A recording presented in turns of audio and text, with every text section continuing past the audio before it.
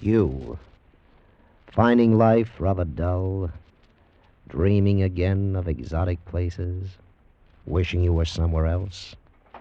We offer you Escape.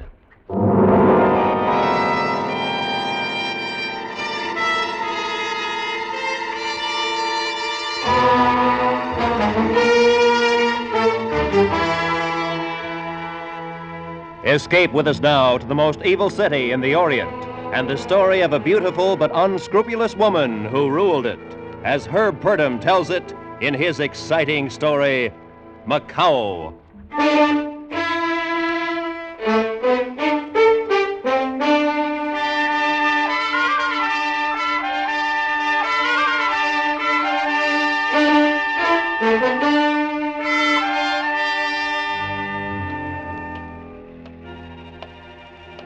The streets are dark. It's raining on my hair, my good dress. All very unimportant now. I only know it's a good night to die. Where do you begin a story like mine?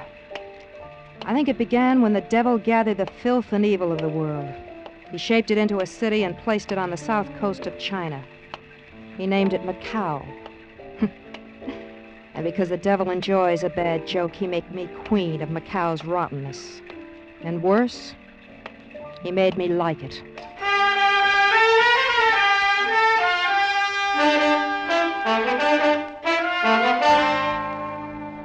Maybe you've wanted something. Wanted something so bad you'd kill to get it. I did. I wanted a city. This city. I wanted to own every grimy cafe and waterfront dive in it. I did get some of it. A lot of it. But the more I got, the more I wanted. And I nearly got it, too. And 6 days ago, things began to go wrong. It was at the harbor front one afternoon. Out of my way, you scabby bums. Out of my way before I take disinfectant to you. That's right, you stinking rabble. Make room. Good afternoon, Mrs. Rawls. Let go of my arm, Marzik. Did you want something on the docks? Your men have been operating in the city. Your province is on the water, Marzik. You're out of line. So, there's plenty left for you? I see. All right, Marzik. And don't forget that on the docks, I'm king. Yeah? Well, long live the king, only don't bet on it. Goodbye, Marzik.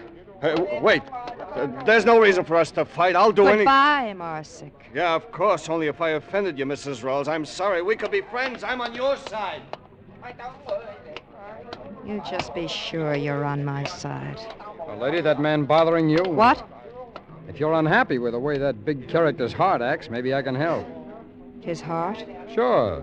It just keeps beating and beating. It needs a rest. Oh? Who are you? Johnny Hook. Oh, don't bother to introduce yourself.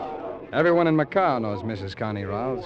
Then you should know I need no help. I've pretty good references. A fellow named Vic Rawls once wrote me I had a job here if I wanted to claim it. You knew my husband? Yeah, we were bunkmates in the AVG. Did a little smuggling together once. I heard he was killed. 2 years ago. Where have you been? I just finished a hitch with Lou Chan. The guerrilla leader? Yeah. The one they call the White Tiger? Well, the commies call him worse than that. Mao would hock his hammer and sickle to see old Lou Chan hanging by his heel. I know. Lou Chan's guerrilla army is still holding nearly half of southern China. That's right. Look, my headquarters, the Red Angel, is near here. We can talk there. Swell. Perhaps. If you're what you say, you may have a job. If not, well, at least you'll have a chance to taste Willie's punch of the devil. It's good.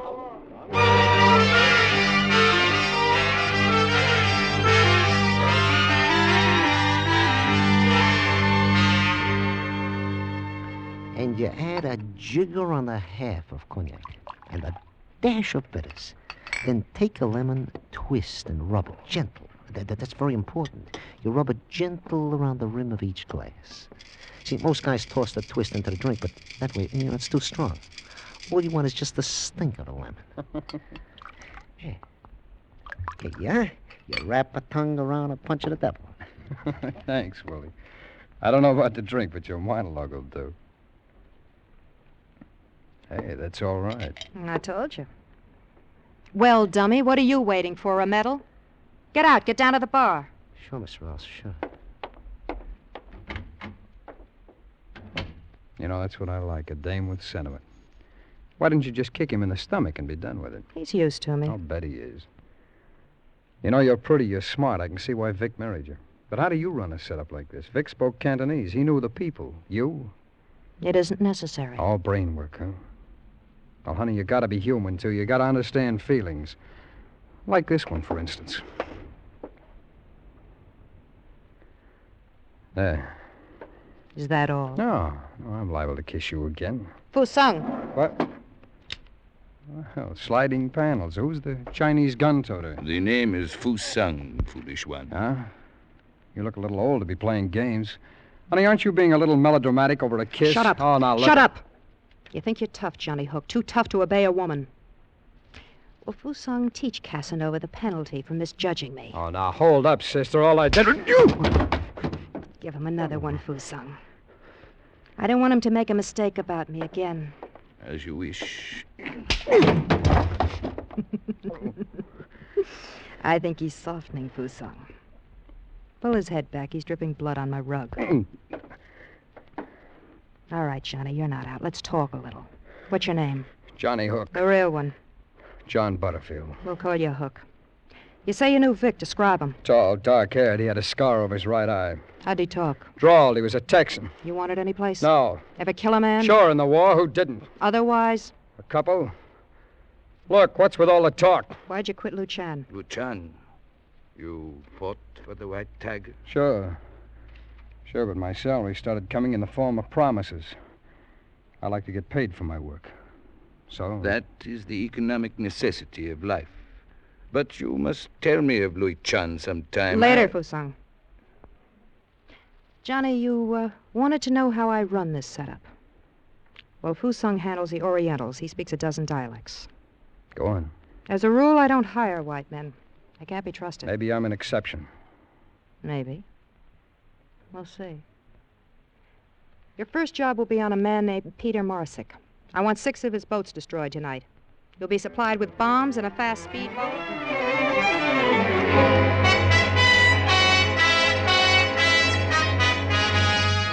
While I talked, I watched. I knew from watching him take Fusung's blows that Johnny was tough. I hoped he was tough enough, for I was lining him up for the world's most dangerous murder.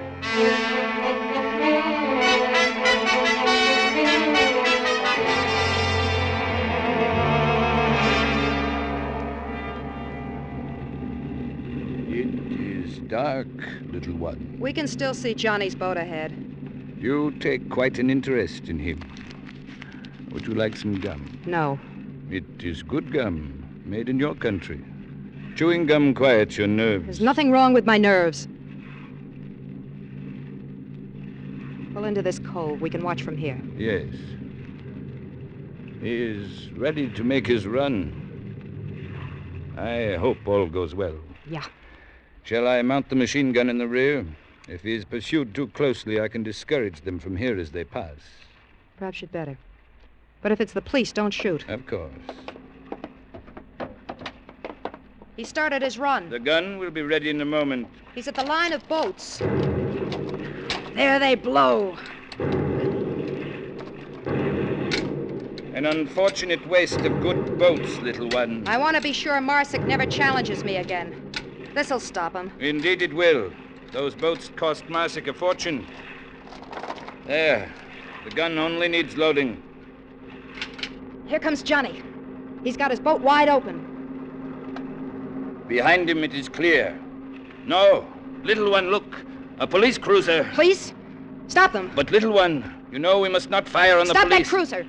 The men are forward. Try for the engines aft. No, little one, this is insane. Stop that cruiser or I'll ram it. Very well.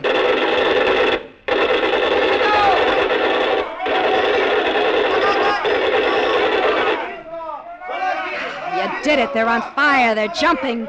Please, little one, let us go. Yeah.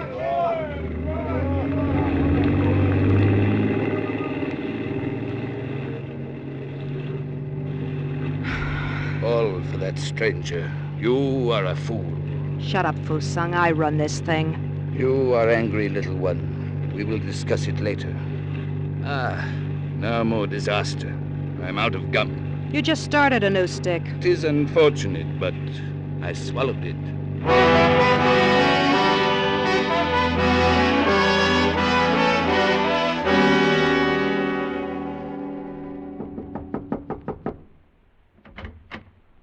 Hi, Connie. Everything quiet? Come in, Johnny. Well, honey, our 6 boats are matchwood now. Mrs. Rawls. Mrs. Rawls. I got away clean, but someone did a devil of a lot of shooting behind me. You idiot. You forced us to sink a police cruiser. I forced you... You mean that it was you behind me? Fusung and I. You're not with Lou Chan fighting the communists now, Johnny. Fights cost me money. No, how? The cops. Well, they won't be able to prove anything, but that's because I dumped a machine gun worth $600. I'll steal your new one. Forget it. You did a good job on the boats. Thanks. Little one, Inspector Kaiwan, downstairs in the club. Thanks, I'll be down. Johnny, you better get out of here and stay out for a day or so. Use the back stairs. Right. Oh, and Connie, Mrs. Rawls. Yeah? Thanks. For what? My life. It's not much, but I like it. You know, if I can keep you around, I may die a natural death yet. I gave Johnny 3 minutes. Then I went down to the nightclub. The Red Angel wasn't only a good front, it was something else. Something special. Just for me. It was smoky enough for a 5-alarm fire. And the combined smell of liquor, perfume, and unwashed bodies was enough to make a buzzard back off. But to me, the Red Angel had never lost its fascination. I wouldn't have traded it for heaven. Mrs. Rawls, Inspector Kaiwan. We've met. On many occasions. Yes, indeed. The number of our meetings has not dulled my enjoyment of your beauty, madam. Yeah. A drink? Thank you. No. It is my sad duty to try and discover proof of your activities last night. Yes. If you were I, would you use trickery or threats? Fusung has given me your alibi. Your boats, of course, have been prepared for our visit. Is that all? I would like to chat for a while. Perhaps I can trick you. You've had your visit. Unless you bring a charge against me, get out. Cops give the place a bad smell. Is it possible? Nevertheless, a year ago, you were more cautious with me, madam. You have given me hope at last. Hope? What hope? The most powerful drug in the world is power. The addict destroys himself. And you, madam, have become an addict. Good night.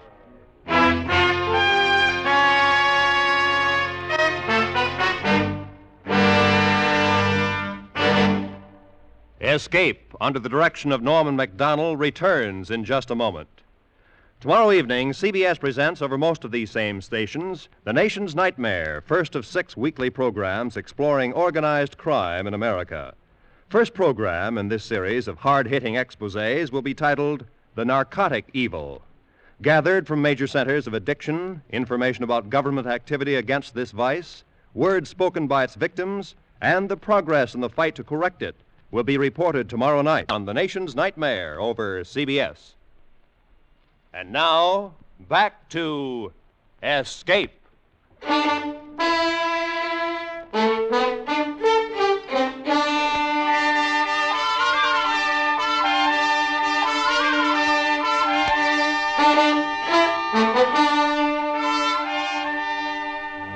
I was always fascinated by the smell of evil. Even when I was a little girl, I used to pretend my dolls were... Well, no matter. Let's say I was bad to begin with. The only wages I wanted to earn were the wages of sin. Above all, I wanted to be bad in a big way. And in Macao, 6,000 miles from my hometown, I made it. That's only me, Mrs. Rawls. Willie. Well, come on in, dummy. Don't stand there. Yes, Mom. 2 drinks, Willie, and make 'em good. You oughtn't to talk like that to me, Mrs. Ross. Call me a dummy. That isn't very nice. Oh, shut up. Just mix the drinks and turn on that blasted fan before I suffocate. Yes, ma'am. I'm going to leave you, Mrs. Rawls. I'm going home. Sure. The drinks, Willie. Dream about home tomorrow. I will. That's when I'm gone. I saved my money. Yes. See? It's all in this wallet. I'm going home after 10 years. Well, you really do have the money. Yes, ma'am.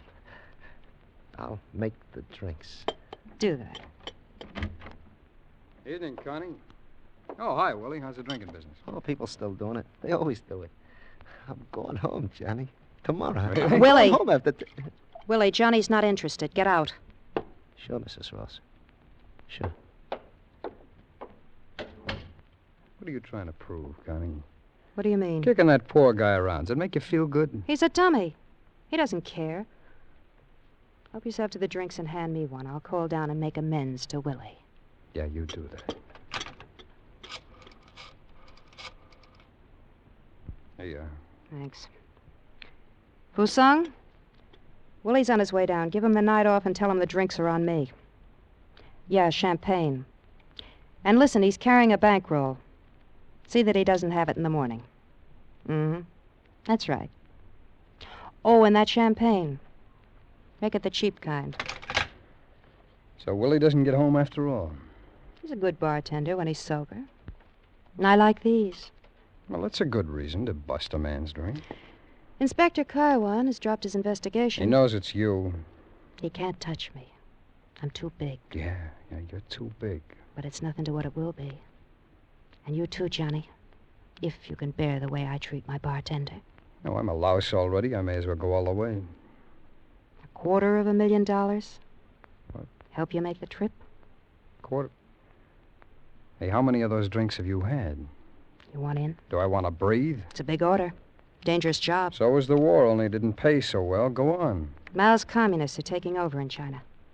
I'm going to help them for $250,000. And Macao. Macao? You mean the whole city? The whole city. Well,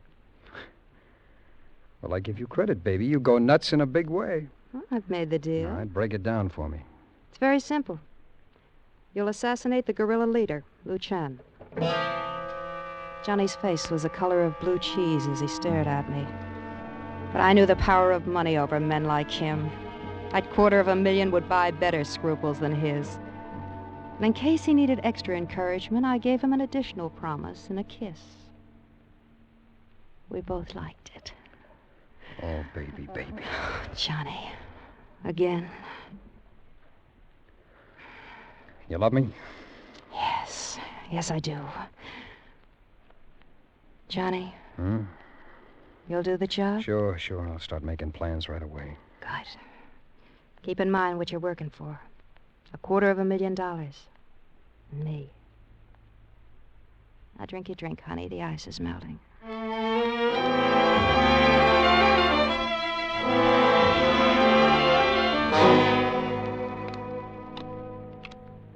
8, 9, 10. Your play, little one. I should stop now. I never win against you, Fusung. 4 of diamonds. Mrs. Rawls, you got to give it back to me. You stole my money. It ain't right. Give it back. Now, Willie, don't blame me if you got drunk and were rolled. Please. I saved for 10 years to get that money. Jack of hearts to you, Fusung. Give it back to me or I'll kill you. See, I got a gun. Don't be a fool, Willie. She is right, Willie. Don't be a fool. There are at least 200 men who would make sure you never left Macao alive. They would get you in an alley, on the street, somewhere. You know they would. All I want is my money. Maybe I'll tell the police. Who's your next of kin, Willie? But my next of kin? Your health is getting bad. No, wait. I ain't want to blab the police. I was just kidding. I was sure you were. Get out of here, Willie, and leave the gun. Sure, Mrs. Ross, sure. Here. Ah, dummy. Cut his salary $10, Fusung. He saves too much. 3 to you. Gin. Gin? I have the devil's own luck. I guess I just don't live right.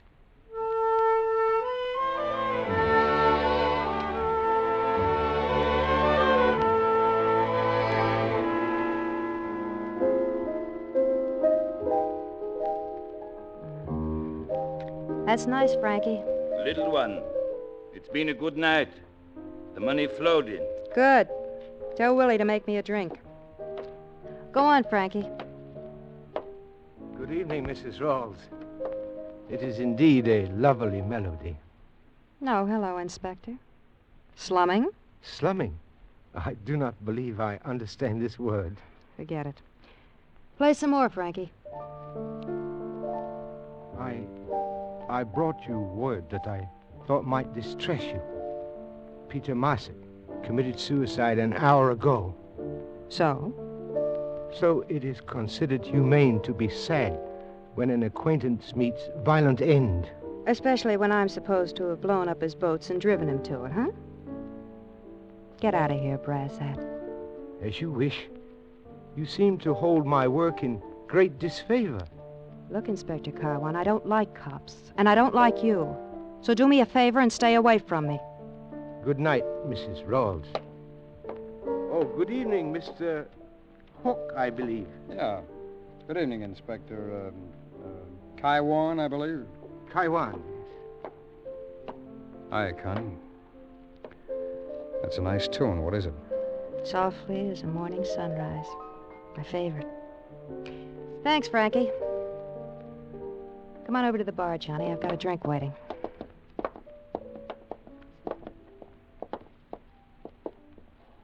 Here's your drink, Mrs. Rawls.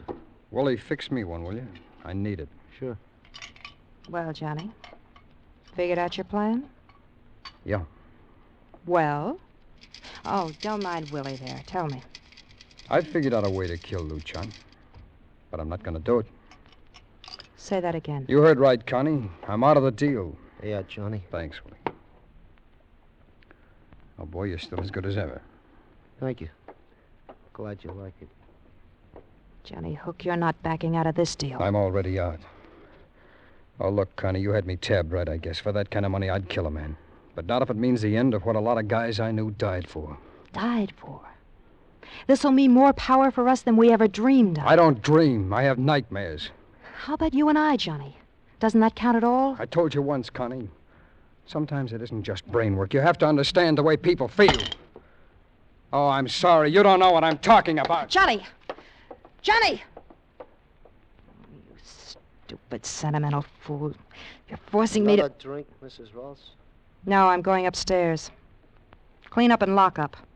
And if you drink any of the liquor, pay for it.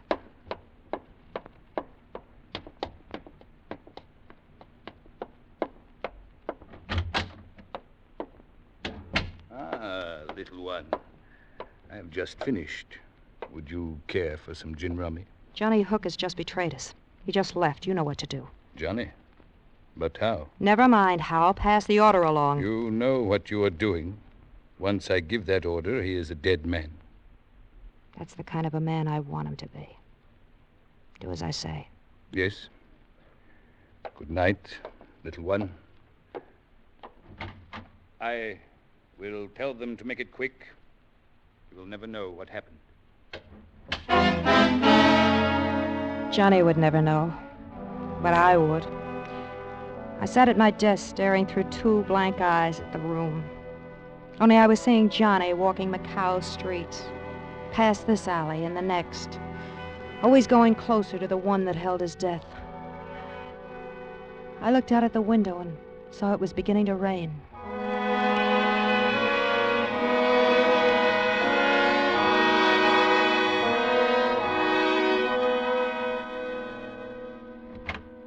Mrs. Rawls. Go away. I give the order, Mrs. Rawls. Then go away. What did you call me? Mrs. Rawls. I'm your little one. You always... There is no little one. You killed her when you plotted to betray my people. What? So Willie shot off his mouth. As you say, Willie shot off his mouth. All right, so I didn't tell you about it. I would have cut you in on it later. Even now you do not understand. You betrayed my people, the men who make up your organization, me.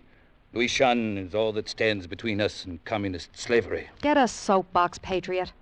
Everybody's waving a flag tonight. I wished only to tell you that you are through in Macao. You forgetting I own this place? This and all the other places, the cars, the boats, the guns, everything? But I control the men. So I'll get new men. Now get out. Get out! Get out! I'm sick of the sight of you! Certainly. Only, it is just fair to tell you, Mrs. Rawls, the penalty for betrayal in our organization is death, as you know. I passed the order for yours. Tonight.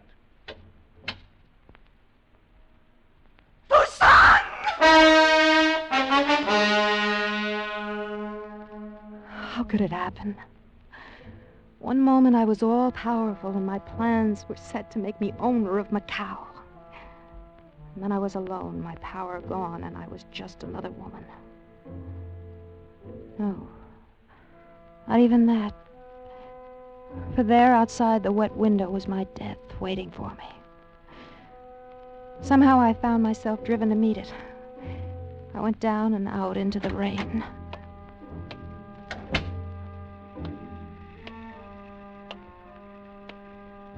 Well, hello there, cutie. How's about a nice warm drinky, huh? Hey, what's the matter? Too big to drink with a sailor? Snooty dame. Which one? Which doorway will it be? Rain is so clean. Macao glistens like a polished black diamond now.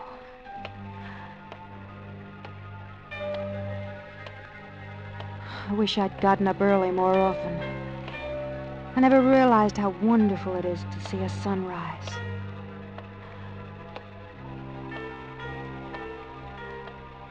I like walking in the early morning. Perhaps if I hurry, I can catch Johnny.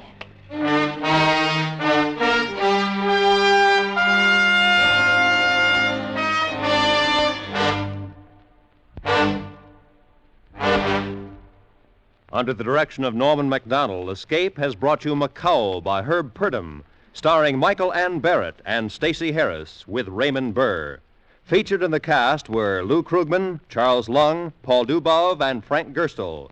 The special music for Escape is composed by Leith Stevens and conducted tonight by Wilbur Hatch.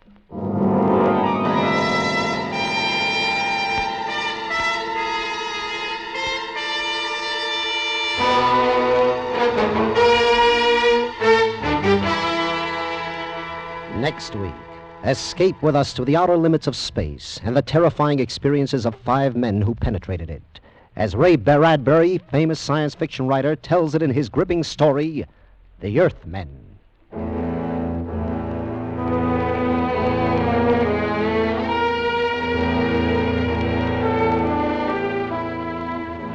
Immediately after station identification over most of these same CBS stations, yours truly, Johnny Dollar, played by Edmund O'Brien, investigates the Neil Breer matter for an insurance company. Finding his victim buried a week, Johnny Dollar goes to work uncovering one shocking fact after another. As his expense account mounts, so does the action and excitement. Stay tuned for Edmund O'Brien as yours truly, Johnny Dollar, next on most of these same CBS stations. Roy Rowan speaking.